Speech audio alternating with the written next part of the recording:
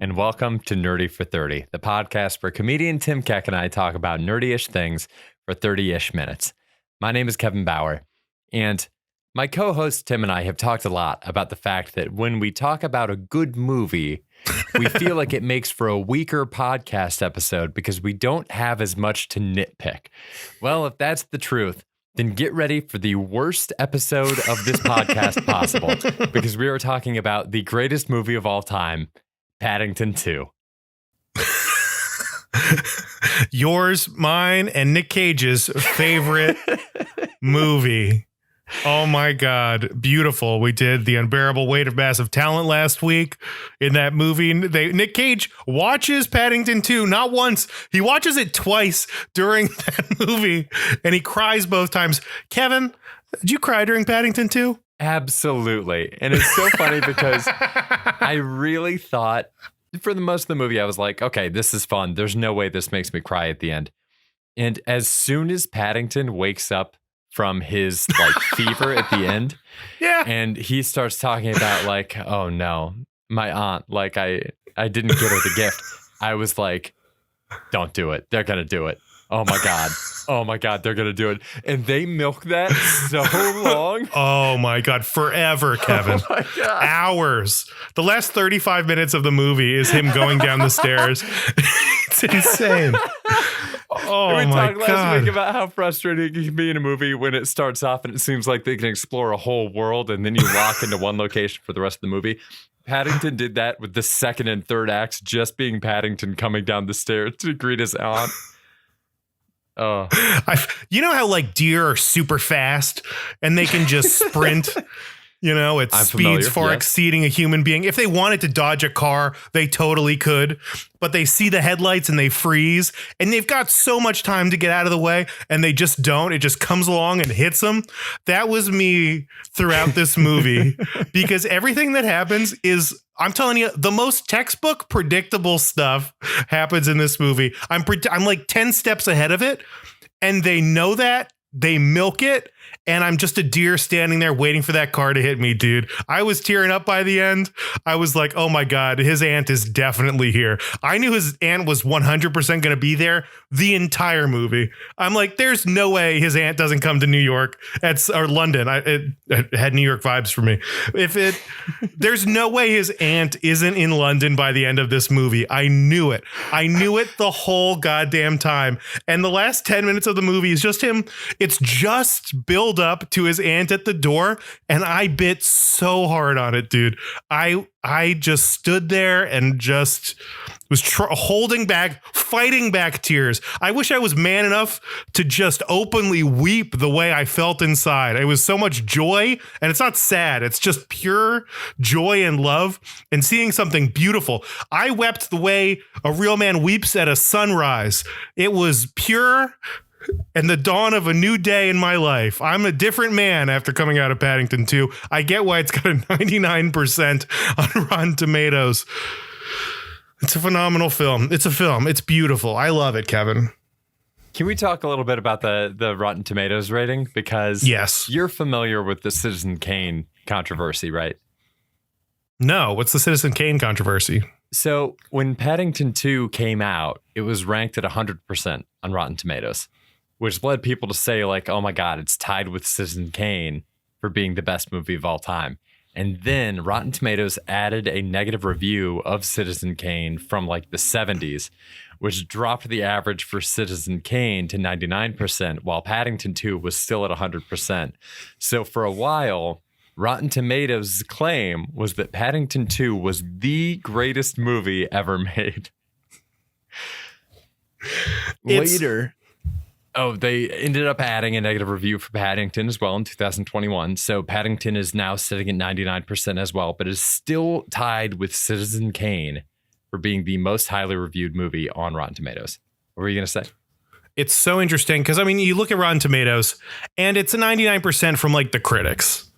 Okay, so it's not the people talking. And I got it. Then looking at the score, it's like a 99, like an 88, which is not a favorable score, I don't think. You know, anytime the critics rate something higher than the audience, I'm like, this is a bad sign. This is a movie I'm not going to enjoy. You're a man of the people.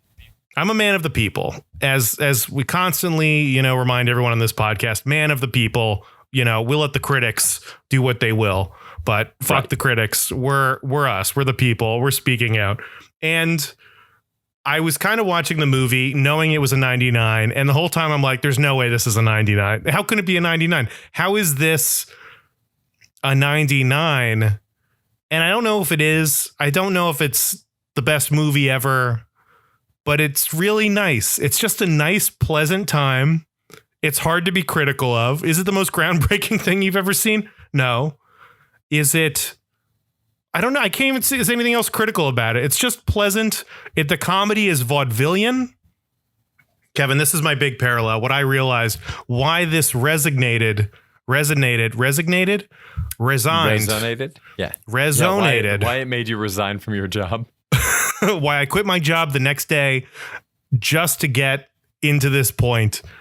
Nick Cage, a shamanistic actor, he believes in overselling this performative aspect of acting. Everyone in this movie is selling their acting performance the way that Nick Cage sells every acting performance ever. They're all acting in a shamanistic way that I think would really resonate with Nick Cage. They're all putting on a little element of like, this is a goof, but also it's so real. Like one of the hardest, I think maybe the hardest I laughed during the movie is when Paddington calls the house and like the Mrs. Brown picks up the phone and she's talking and Mr. Brown comes in and he's looking all defeated. And then she yells at him, "It's Paddington." And he goes, "Paddington?" And he's just so genuinely, a grown adult man is so genuinely excited to talk to a little bear, which they refer to. Everyone's also just like on board with the bear. Everyone is just bought into this reality. They're all enjoying it and having fun. They're all putting a little extra on it. And I think all of this would really speak to Nick Cage. It makes sense to me why his character in that movie would like Paddington too. That's a great observation. I think you're totally right. I think it's the kind of sauce that actors normally put on when they know they're doing a kids movie. But there's also an art to it because sometimes people are just like, "Oh, it's a kids movie, so I'm just going to do fucking whatever." Like, what was the movie with Frankie Muniz and Paul Giamatti? All I remember about it is Paul Giamatti gets like dyed blue somehow. Oh, that sounds so familiar. I'm not going to think of it, but yeah, we were like 10 or 11. I'm a Muniz head, but this one's escaping me. Yeah, so it's people normally go over the top. They do the right kind of over the top in this.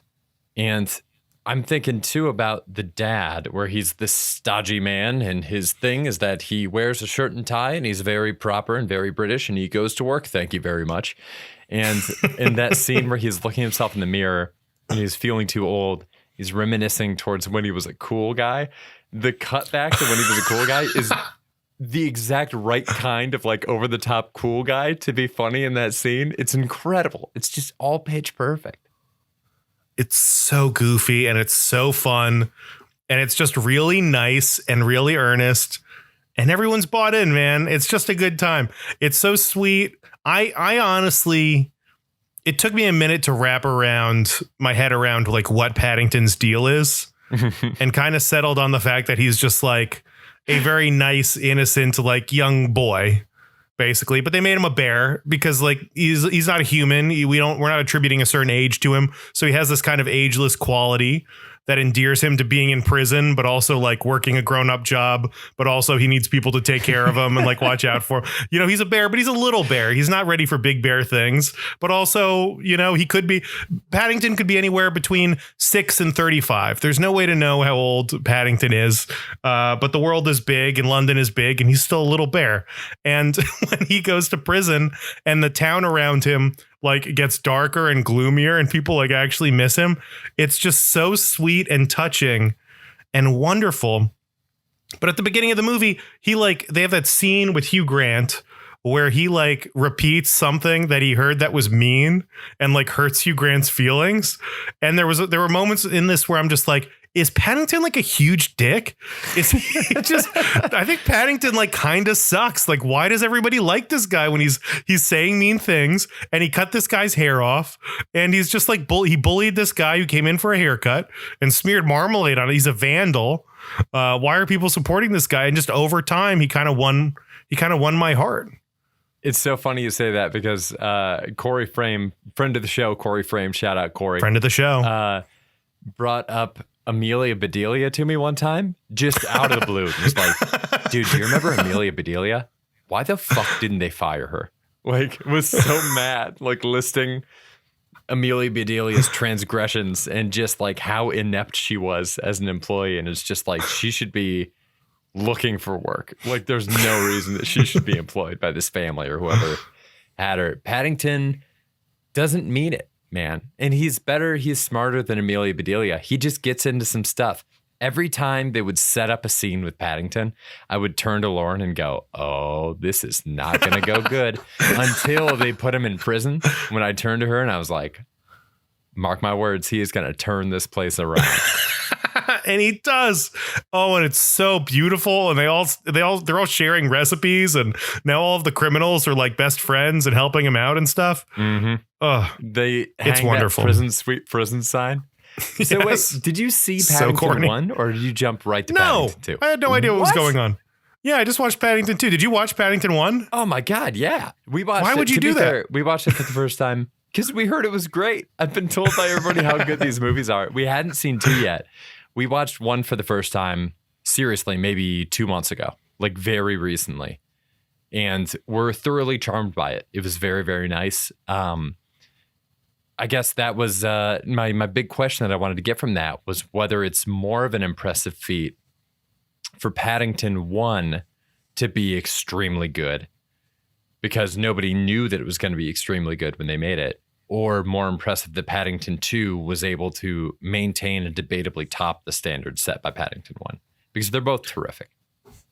Well, in Massive Talent, Nick Cage, they're discussing it, and Pedro Pascal's like, Paddington 2 is my favorite movie. And then they just go right to watching Paddington 2, which I felt, in the spirit of this podcast, I was like, I have to just dive right into this. And there was a moment up top where I'm like, there's a bear living with a family in London? This doesn't make any sense. What my first thought was, man, I got to find out how this happened. I'm like, the opening 5 minutes of this movie sold me on Paddington 1. I'm definitely going to watch it. I got to know what happened. I need some background, but also you totally don't need a background. Like once you're like, this is a little bear. He lives in London. Nobody's freaked out that he's a fucking bear. And he just does normal people stuff. It's like, this is great. This is great. How's he related to the Browns? I don't know. His aunt just sent him to London, and he just found some people that are now just willing to take on the financial burden of raising a little bear cub in the big London city. It's a lot. There's so much to it, and it's going to simultaneously break and warm your heart. They do. I mean, I guess minor spoiler alert for Paddington 1. They never address the fact that he's a bear. It's never a thing where it's like, a bear can talk. It's the right move. Just get past that. We're all past that as an audience. We don't need to see the 1 millionth scene where James Marsden is in a car with a CGI animal trying to figure out why the CGI animal can talk to him on this road trip, That is a great pull. The one thing that I thought was really great in this was just like, this was so vaudevillian. This was like an old Looney Tunes cartoon where it's like he's putting up a ladder to wash a window, and you're exactly what you're saying, where it's like, this isn't going to go well, and somehow he's hanging from something. He doesn't weigh the right amount, so he's falling down. I mean, it's just, the humor in this is so just pleasant and pretty harmless that it's hard not to get just sucked into this. Oh, yeah. There's a scene in it for the physical comedy aspect, too. There's a scene in it where he's going through the cogs and the clock tower in the prison. Yes. And he comes out of it, And I think it was a Charlie Chaplin reference. I meant to look that up. And I think it was a Charlie Chaplin reference because he comes out of it with the mustache in the middle, and it can't be a Hitler reference. It has to be Chaplin. No, it can't. It's gotta be a Chaplin thing. I was thinking I went through a real Abbott and Costello phase, like growing up. Really? Like, yeah, it just felt like that. It felt like kind of bumbling. I mean, the whole time there's so many shots that are just him, you know, getting his like fur dirty and sneezing, and like all of a sudden his fur's clean, of like touching a ball and all his hair stands up, of him being wet. There's like so much visual comedy with the bear. And just in general, like the visuals are so nice and pleasant, and just you're constantly being stimulated by something, which is incredible. It's so great. Another thing I realized is that anytime I see a British actor, I'm always like, how do I know them? And it's always Harry Potter. Yeah. Every actor in this movie, I was like, well, I'm pretty sure it's like Harry Potter. All these people have been in Harry Potter. Every British actor ever apparently has been in Harry Potter. It's incredible. It's nice to see that they're getting other work, though. Man, I wanted to find. This is bizarre. This came up because I was thinking about this apropos of nothing today. I want to design like the Nerdy for 30 Triple Crown, where I'm trying to decide if it seems like it should be trying to find the actors that have been in Harry Potter, the MCU, and Star Wars. Or like there's got to be like entertainment franchises we can find. Like maybe you've been in a Pixar movie, you've been in maybe Marvel or DC, and you were in Indiana Jones or something. Like we got to find like the top grossing entertainment franchises of all time and determine what the Triple Crown looks like. Yeah, I mean, I think I've heard Vin Diesel is like the winner of this because he's had like multiple franchises. He's had Guardians of the Galaxy, not that important, I guess. He's having a small role in that. The Fast and Furious, which is gigantic. He did Chronicles of Riddick, which had multiple movies. And then he did Triple X, which had multiple movies.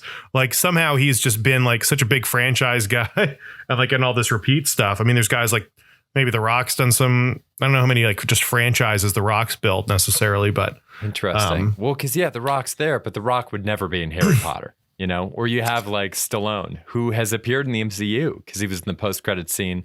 He was in Guardians of the Galaxy too. I could see him doing a Star Wars cameo, but there's no way we get a Stallone Harry Potter character. We need our version. Fucking fun. We need our version of like an EGOT, but it's like someone who's won an Oscar, someone who's been in a Marvel movie, someone who's been on Comedy Central, and like there needs to be like just a weird bubble of like all of our points. We're circling around the same idea. Has met Nathan Fielder in real life. Oh my god! And you know there is this perfect person out there. I believe it, and I think we will find them, and our lives will be complete. I think they're going to be surprising. I think whoever it is, I think they're going to be a surprising pick. It's going to be like fucking Kumail. It might be Kumail. It could totally be Kumail. Kumail might be the guy. Huh. We got to get not him in Harry Potter though. One of these Harry Potters. He'd be fun at Harry Potter. Oh, he'd be great. I mean, they're in America now, so he could totally just be in it. Oh, that'd be sick. Damn. Paddington 2, though. Paddington 2, incredible, so pleasant. Another incredibly satisfying thing that happens in this movie is that everyone in the Brown family, they're all together all the time, which is so funny because like so many times I was like, why is grandma here? But grandma's like in the background. They're like investigating stuff and it's always the five of them. They're like trying to jump from one train to another. Grandma's like, I'm going. I'm like, what is happening? You have this old lady hanging off a train and like leaping to, she's like doing an action scene. I'm like, this is an incredible world that they have built. And all of the characters have their thing and they all have a somewhat satisfying character arc. Yeah. All of them, they're like, this kid, he's into trains. And then at the end of the movie, they're like, hey, you want to drive this train? He's like, fuck yeah. I've been waiting my whole life for this. I'm not J-Bone anymore.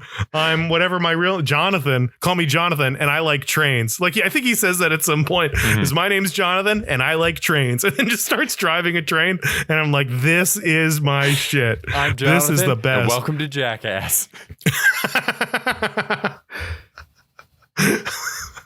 I wish every movie just did that, where they're just like, hey, I'm Tyler. My thing is, I fuck apple pies. Get ready for the time of your life. And like, that's just at the beginning of the movie. Everyone just kind of tells you what the thing is. You talk about that all the time of like, when you meet a character, they need to be doing the thing that they're going to be doing for the rest of the movie. And they do that in this. Yeah. They do it. Somehow this girl's newspaper, which everyone in this town is secretly reading. I don't know how she went from having this girl starts a newspaper, has a whole printing press, has everything running, and then she goes, okay, now we just need news. And as far as I can tell, all she writes about is Paddington. She's done multiple newspapers, pages. I mean, these are thick newspapers, and everyone in the town is secretly reading them. Mm-hmm. There's like a whole underground network of people reading the newspaper that some child did just to find out what's going on with Paddington. It is just an incredibly pleasant, lovely movie. Are you kidding? I would love to read an underground newspaper distributed by a child on my block talking about the neighborhood bear. That sounds like I would sign up for that email newsletter in a heartbeat.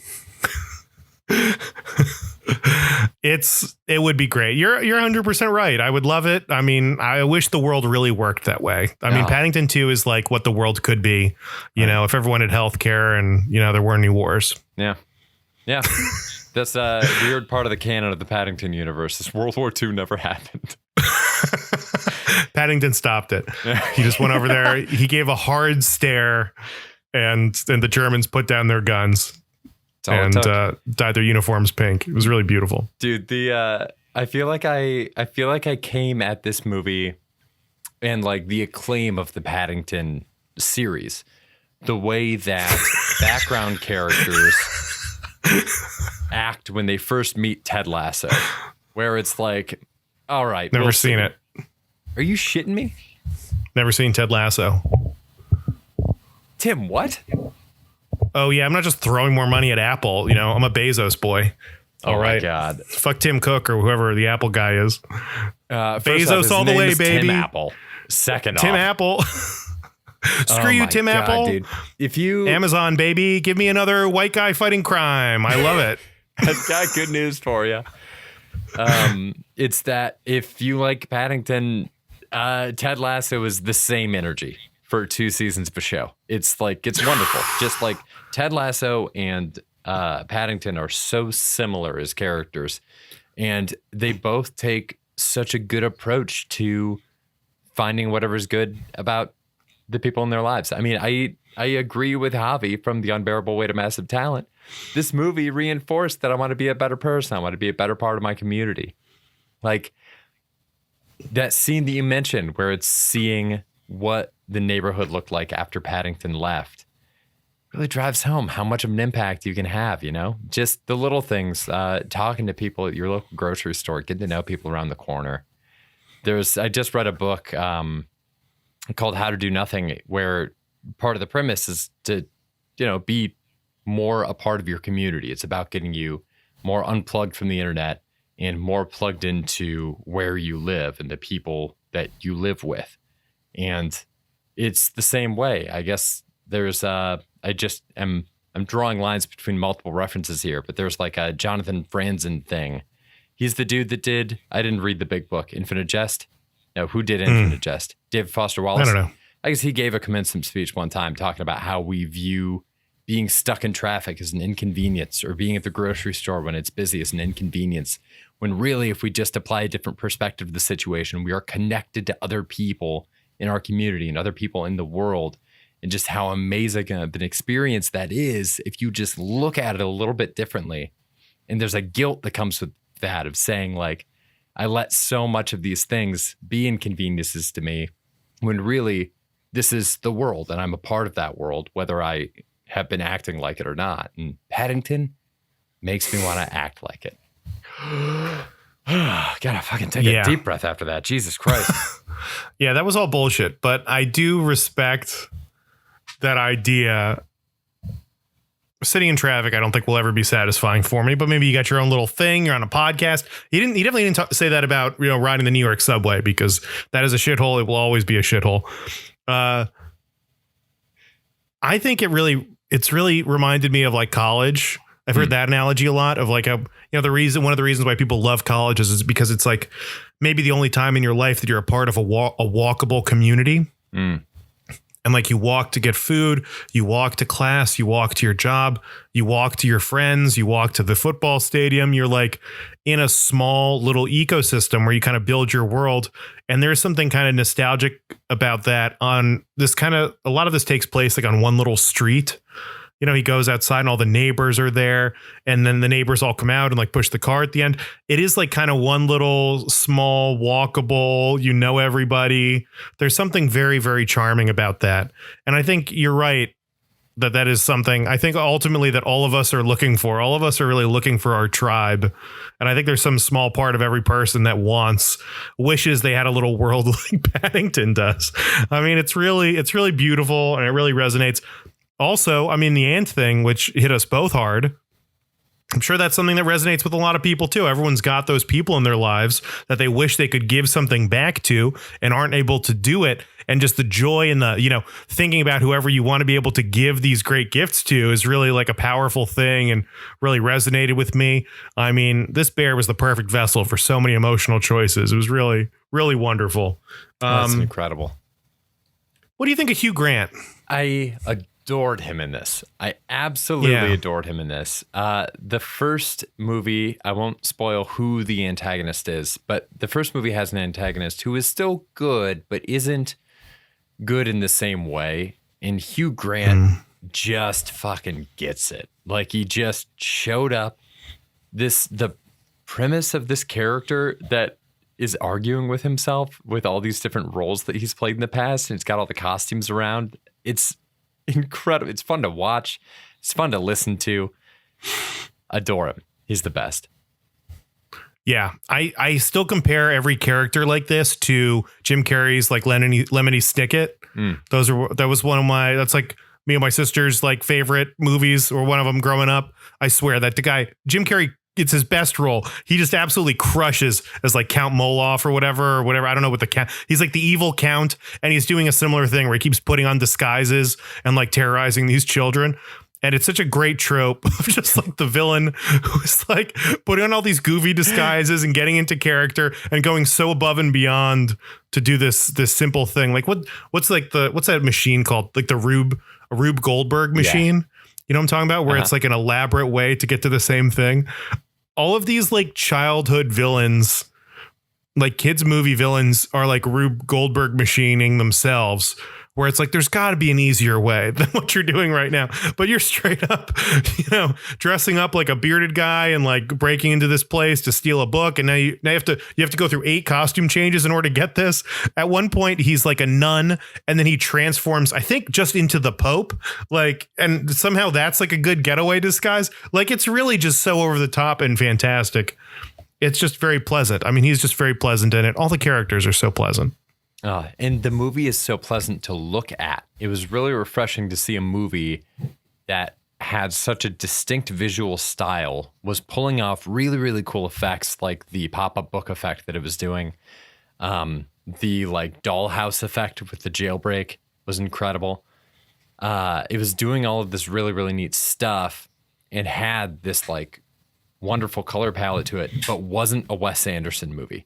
Why aren't more movies striving to be really visually striking like this? Like, one of the things that stuck me so much about Everything Everywhere All at Once was just how visually arresting it was. And I feel like if I'm listing the movies that I know of that do that kind of stuff, it's like Grand Budapest Hotel, Paddington 2, and Everything Everywhere All at Once. I mean, that's why people lost their shit for Avatar, right? Is like, it's a straight up visual spectacle. I mean, the story's bad. I mean, it's Pocahontas about a bunch of, you know, people who commit bestiality, and it looks great. So people are like, yeah, it's cool that he's fucking that horse. Like, go get him. I can see every strand of your hair being interwoven with the strands of hair and this weird alien horse. The same strands of hair that you used to have sex with the other people that look like you. So this is cool. I love that I can see all of this, and there's no other real reason to I mean, people like this visual thing. It's crazy that people don't look for that stuff. You're right. Now you only get that in like Marvel movies, where it's a massive CGI event. Maybe you got some real eye candy to look at. I mean, otherwise those things aren't really happening, and none of those are approaching the same kind of artistry that Paddington does. You're right. There's that scene just kind of for no reason. They're like, okay, but this is the pop-up book now. He's in the pop-up book with his aunt. Okay, now they're doing an escape, so we're just gonna cut out and do the doll. The dollhouse thing was so cool, so unnecessary, but they kept making these like unnecessary choices just to look cool, and it was totally worth it. It was so good. Kevin, have you ever had marmalade? Never have. Never in my life. Have you? No, I was like, it's got to be just jelly. It is not jelly. He's putting oranges in this stuff. Yeah. It's like a citrus. It's like a citrus. I don't think grapes are citrus. I have a lot of grape jelly. I'm a jelly fiend, but some blueberry. I'm a berry, but jellies are berries. Marmalade, apparently, it's like lemons and oranges and other citrus. I mean, you can name more citrus than I can, Kevin. You know the citrus. We agreed like the you back would get me started on this. Yeah. But, I won't. But yeah. We got citrons. Look, we got limes. Don't get me started. Okay. No. Well, I'm kind of going to cut you off right there before you. We can spend the rest of the podcast just you listening. Right. I mean, you can do a couple more if you want. Okay, but mandarins. I would prefer not to go into this. Okay, we'll cut you off. There. But Kevin knows all of the citruses, and apparently all of them go in marmalade, and it sounds delicious. It looks delicious. It seems like everybody thinks it's delicious. I mean, would you be excited about biting into a piece of bread that just tasted like oranges? Not necessarily, but I would be excited to try it now based on this movie. I'm very excited to try it. It's like, anytime you saw Winnie the Pooh, it's like, God, I just got to get my hands on some honey. Someday when I'm a grown up, I'll just be able to buy like a whole thing of honey. Yeah. Man, this is a dream of mine. I've never done it. I don't know why I've never done it, but I always think about it. Is I just really want to just take a bite out of a honeycomb. Oh, it's and great. Like, I've never done it, and I just really want to. And I've seen them at the store, and there's just a jar with a honeycomb in it, and I'm always like, someday. And I don't know why I just don't do that for myself. Like that's self-care. I mean, every TikToker I follow is saying you got to take care of yourself. Get 8 hours of sleep. People aren't promoting the honeycomb bite, and I'm here for it. I think I just got to do it, Kevin. Dude, there's an opening for the honey bite TikTok community. You got to do it. I've done it. It's wonderful. I would do it again. I probably will do it again. The wax of the honeycomb, the texture, it's not it doesn't react the way you think it's going to chewing, but by no means is it bad. By no means, it's good. No mean. It sounds incredible. I think Paddington 2 has inspired me to live my honeycomb dreams. I think that'd be nice. And marmalade. I don't even know where you get marmalade. Can you get it here? Do we have to like illegally import it? Do we have to smuggle it, in our butts from the UK? Yeah. Back here? That's the only way. Well, that'll be good. Kevin, you got any other beefs or thieves? You got any beefs or thieves? You got any beefs? Do you have a single beef for this movie? No beefs for this movie. I have nothing. It's so funny. It was so funny to me at the end when the prisoners are in a plane and Paddington is essentially going to drown, which is, I was like, it got real dark for a second. Dude, it got Paddington scary. I was terrified. And it's like, again, it's like, there's no way he drowns here. But for a second, you think he's going to drown. Can you fucking imagine if they committed to that? I was thinking the whole time, if this prison escape just turned into like a gory shootout and someone just gets fucking gutted by like a security guard, that would have been so goddamn funny. I think someone needs to do an edit of this, like an R-rated Paddington edit, and just like edit in just some gruesome violence, just in the background. It would just honestly take this movie to a whole nother level. Let me connect the dots that you've been dropping throughout this entire episode without even realizing it. You mentioned that London in this movie was giving you New York vibes.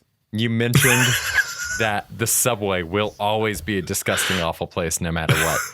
You mentioned that you want a violent shootout in a prison. Tim, I think our new calling is to make a parody book version of Paddington set in New York City. We call it Raddington. He's a giant fucking rat. He has to go to Rikers. I was going to say Paddington 3, Paddington goes to Rikers. Like, how great. Oh, it'd be incredible if he went to Rikers and like introduced real prison reform and maybe the gangs would stop running the place. Rikers is a scary, scary place. Yeah. But I think Paddington could fix it. I mean, really, he's our only hope. I think he is. And with that, God, Effing love Paddington. So do I. Ladies and gentlemen, do you love Paddington as well? Let us know. Send us an email, nerdy430@gmail.com. That is the number 30 on the end there. We'll read it on air. We got another mailbag episode coming up soon. We'll have more. Eventually we'll start sharing maybe in advance what they are. Yeah. But until then, keep listening, friends. You know, I'm on like Google right now looking at the cast. And Knuckles is listed with a K, but I'm pretty sure his tattoo just had the N. Yeah, and the captions for the movie just had the N as well. So someone's got to fix Google. Yeah. Let them know, my boy Knuckles. It's an N, baby. Knuckles. Also, he puts his hands out. The introduction of the character is him pressing his hands in like he's going to do a Power Rangers transformation, like he's ready to morph. He crosses his wrist and goes, and Knuckles, like the same energy that Billy would say Triceratops. It's just like that is his Power Rangers animal. Knuckles. Just a giant fist, just a giant robot fist, and then when it like latches onto the Megazord, it's not the Megazord's fist, it's its face. It just has a fist for a face, because that's the energy he brings to the team. Fist face, and then his finishing move is just like a headbutt, but it's like a punch. It's like a face punch. Incredible. Huge fan. The Paddington 3 Power Rangers crossover we never knew we needed. It's coming. God. And the criminals at the end just all get off because they're like, I forget what the thing, the judge is like, they're changed men. Yep. Good for them. We don't know what they're in prison for. Murder? All of them. All of them were doing murder. A bunch of murderers. Yep. I'm glad they're free. Me too. Thanks for listening, everybody. Stay nerdy. Bye. Bye.